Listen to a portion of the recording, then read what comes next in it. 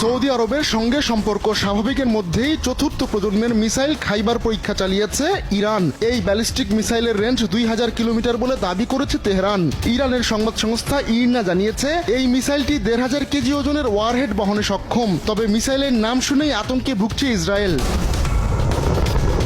ইসরায়েলের অভিযোগ, দুনিয়ার বুক থেকে তাদের রাষ্ট্র মুছে দিতে চায় ইরান, এজন্য গোপনে পরমাণু অস্ত্র বানাচ্ছে দেশটি।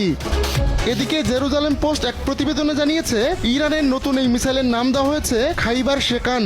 ইসলামের শুরুর দিকে খাইবার যুদ্ধ হয়। জেরুজালেম পোস্ট বলছে মিসাইলের নামের সঙ্গে খাইবার যুদ্ধের একটা সম্পর্ক থাকতে পারে। এই অঞ্চলে খাইবার ইয়াহুদ বহুল প্রচলিত একটি বাক্যাংশ। ইসরায়েল এই বাক্যাংশকে ইহুদি বিরোধী বলে মনে করে।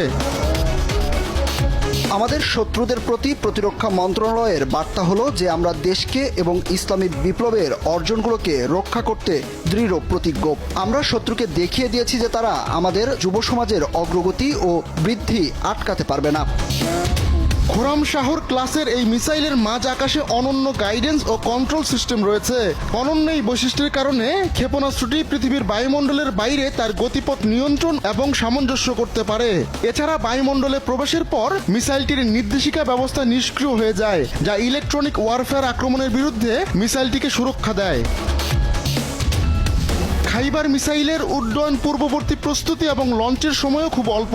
হাইপারগোলিক ফুয়েল ব্যবহার করে সেলফ ইগনাইট করতে পারে খাইবার মিসাইল। খাইবারের লঞ্চ টাইম 12 মিনিটের কম। এর শক্তিশালী ইঞ্জিনের জন্য খাইবার ক্ষেপণাস্ত্রের এক্সেপশনাল ইম্প্যাক্ট ফোর্স রয়েছে।